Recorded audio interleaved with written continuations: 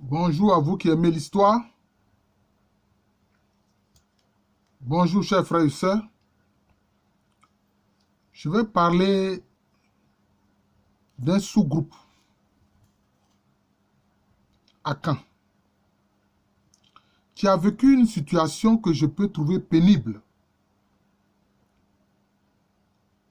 Parce que ce sous-groupe à Caen s'est retrouvé au sein de 4 entités politiques qui avaient des rapports conflictuels. Oui. C'est le groupe Kwatioma. On les appelle les Kwatioma. Kwatioma veut dire quoi? Dans Kwatioma, vous avez Kwa qui veut dire guerrier. Tuo qui veut dire le fusil, tout, Atio, c'est le fusil. Ma, ça veut dire les gens. C'est-à-dire ceux qui sont des guerriers détenant des fusils. Donc ça veut dire quoi? Ce sont des fusiliers. C'était des guerriers fusiliers qui savaient bien manipuler les fusils. Donc Kwatioma, ça veut dire ceux qui sont des fusiliers. Et ces Kwatioma étaient disséminés dans plusieurs entités politiques.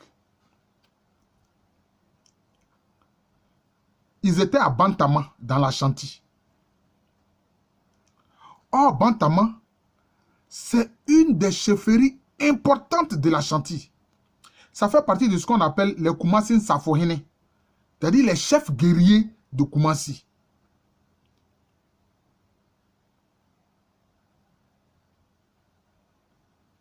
Donc, le Bantamahine, au départ, même quand Osei Tutu a commencé la mise en place de la Confédération Ashanti, le chef de Bantama, le Bantamahine, était le chef d'état-major de l'armée de l'Ashanti. Il était le Kontihine, c'est ce qu'on appelle le Kontihine. Il était le Kontihine de l'armée Ashanti. Donc, les premières conquêtes d'Osei Tutu se sont faites sous la direction militaire du chef de Bantama.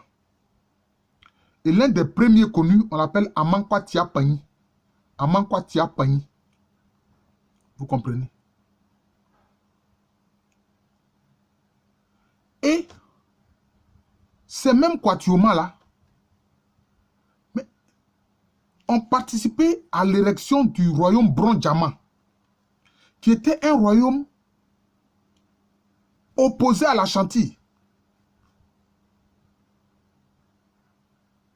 Le Bronjama et l'Ashanti ont vécu une véritable animosité avec des guerres fratricides. Alors que beaucoup de groupes qui sont dans le Bronjama sont représentés aussi dans l'Ashanti, comme je viens de vous le dire, concernant les Kwatioma. Et les Kwatioma aussi sont dans le Bronjama. Dans le Bronjama. D'ailleurs, puis après 1740, quand l'Ashanti avec son roi, la Santihine Opokuware, a vaincu le Bronjama, c'est un Kwatioma, le chef de Kwatioma qui était dans le Bronjama, qu'on appelle Kwabena Awa. Kwabena Awa. Donc, il est allé aux obsèques de son oncle, qui est le Bantamahine, le chef de Bantama, dans l'Ashanti. En ce moment-là, son oncle, qui venait de décéder, s'appelle Adou Djamala. On l'appelle Adou Djamala. C'était lui le chef de Bantama. Et donc, Kwabena Awa, qui était donc un Kwatioma dans le Bronjama, il va aux obsèques de son oncle Adou Djamala, le Bantamahine, le chef de Bantama, dans la Confédération Ashanti. Et finalement, qu'est-ce qui va se passer? C'est lui qui deviendra l'héritier de son oncle Adou Djamala. Donc c'est lui qui va devenir Bantamahine, alors qu'il était dans le Bronjama. Un royaume en conflit avec l'Ashanti. Vous voyez la situation du Kwatioma, des Kwatioma. c'était un peu ça, le drame que les Quatuors ont vécu. Donc cela veut dire que ce même groupe-là, ceux qui ont décidé de participer à, je peux dire, à l'aventure de la Confédération Ashanti, et les autres, toujours des Quatuors qui étaient dans le Bronze Diamant, donc ils se faisaient la guerre, donc c'était une guerre fratricide. Vous voyez, c'était une guerre fratricide. Donc vous voyez que les Quatuors ont vécu une situation vraiment pénible. Une situation pénible. Voilà. Mais ce n'est pas fini. Il y a des Quatuors qui sont aussi installés dans le Doma. Le Doma qui au départ, avec Chiremi Sikafo, regardez ma vidéo sur le Doma, a décidé de prendre le parti de l'Ashanti parce qu'il a trouvé que l'Ashanti était la puissance du moment. Mais dans le Doma, il y a encore des Quatuors, notamment dans la localité de Mirekou.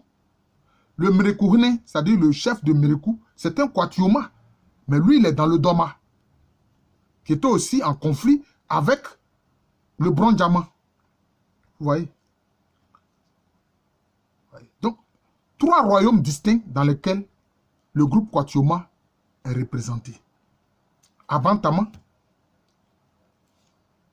dans la Confédération Ashanti, à Mirekou, dans le Doma et aussi dans le Bronze Diamant. Vous voyez. Mais il n'y a pas que cela. Ils sont aussi à Odumase. Ils sont aussi à Odumase. Ils sont aussi à Odumase. Mais à Odumase, disons que il y a 2 chefferies dans la localité même d'Odumase. Et l'une des chefferies est dirigée par justement les Quatuors. Alors, comment cela est arrivé? C'est simple. C'est-à-dire qu'au moment où Kwame Awa quitte le Bronze Diamant pour se rendre aux obsèques de son oncle, le Bantamahene Adou Djamala, dans l'Ashanti, il est passé par Odumase. Il est passé par Odumase. Voilà. Et là, une partie de son peuple s'est installée avec à sa tête son propre neveu qui s'appelle Kwasi Bosomtwe. Son propre neveu qui s'appelle Kwasi Bosomtwe. Donc vous voyez, les Quatuors donc sont dans 4 ensembles politiques. Le Bronze Diamant, le Doma, Odumase et la Confédération Ashanti dans la zone de Bantama. Vous voyez, c'est cela. Mais ce sont les péripéties de l'histoire qui ont fait que ce même peuple-là se retrouve au sein de 4 entités politiques qui connaissent des conflits. Vous voyez, qui connaissent des conflits fratricides.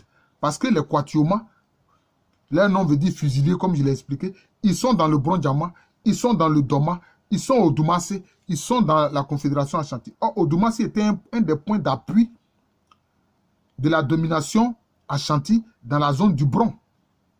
Odumase était une des zones d'appui de la domination Ashanti dans le Bron. Vous voyez. C'est de ça que j'ai voulu vous parler. Pour vous dire que ces guerres-là, quelquefois, il y avait des groupes qui, donc, faisaient la guerre à leurs frères. Parce que le même groupe est représenté au sein de royaumes qui sont en conflit. C'est le cas des Quatuors que j'ai voulu présenter ici. Ils sont dans le Bronze Diamant, ils sont dans l'Ashanti, ils sont dans le Doma, ils sont à Odumase. Je vous remercie. Voici encore un pan de l'histoire de l'Afrique que nous venons de présenter. Oui,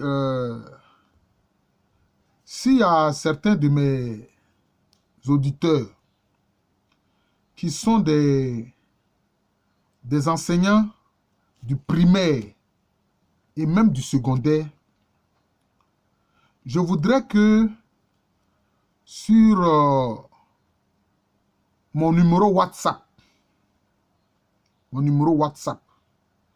qui est le 75 04 36 21, qu'il me communique le programme d'enseignement d'histoire. Les programmes d'enseignement d'histoire, que ce soit au primaire, que ce soit au secondaire disons, de la 6e à la terminale.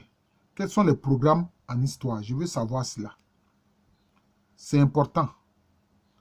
Parce que je veux faire des propositions pour qu'on puisse y insérer une plus grande part de l'histoire africaine. Voilà. Donnez-moi donc ce programme-là, de l'école primaire jusqu'à la terminale, les programmes d'histoire, et vu aussi avec les tranches horaires. Voilà. Pendant combien de temps dure justement l'enseignement en histoire depuis la primaire jusqu'à la terminale, avec le programme des enseignements en histoire. C'est important pour moi, pour qu'on puisse faire des propositions. Pourquoi pas au ministère de l'enseignement, voilà, pour que vraiment de plus en plus l'histoire africaine soit insérée de plus en plus dans ces programmes-là. Il y a un homme qui me disait que il y a eu une année où les gens ont échangé en France, il y a eu une discussion s'il fallait insérer l'histoire africaine dans les programmes d'enseignement en France. Mais ils ont refusé, ils disent non, ils ne veulent pas enseigner l'histoire africaine. Mais je suis sûr sans doute, puisque moi j'ai enseigné un peu dans le secondaire avant d'aller dans le supérieur. Mais j'ai vu que les programmes, je ne sais pas si ça a changé, hein, parce que j'ai enseigné dans le secondaire de 87 à 88. Voilà. Et puis un peu en 89. Donc je ne sais pas si ces programmes ont changé, mais en tout cas, il n'y avait pas beaucoup de place pour l'histoire africaine. Donc, s'il vous plaît, vous qui êtes mes auditeurs, qui êtes enseignants dans le primaire comme dans le secondaire et dans les lycées, envoyez-moi les programmes d'enseignement en histoire seulement et puis les tranches horaires. Voilà. Sur mon numéro WhatsApp, 75 04 36 21. Voilà. Et puis, comme je l'ai dit, quand vous accédez à cette chaîne YouTube de moi, professeur Alou Kwame René, cliquez sur ma photo qui est dans le cercle et puis vous aurez à disposition les nombreuses vidéos. Peut-être maintenant, j'en suis peut-être à 320 ou 300, même 30. Voilà, et partagez-les. Partagez-les. Voilà. Partagez-les. Donc, je vous remercie. Je suis le professeur Alou Kwame René, professeur titulaire d'histoire à l'université Félix Houphouët-Boigny. J'enseigne au département d'histoire de cette université-là, qui est dans la ville d'Abidjan, capitale économique de la Côte d'Ivoire, un pays situé en Afrique de l'Ouest. Merci encore et bonne journée à tous.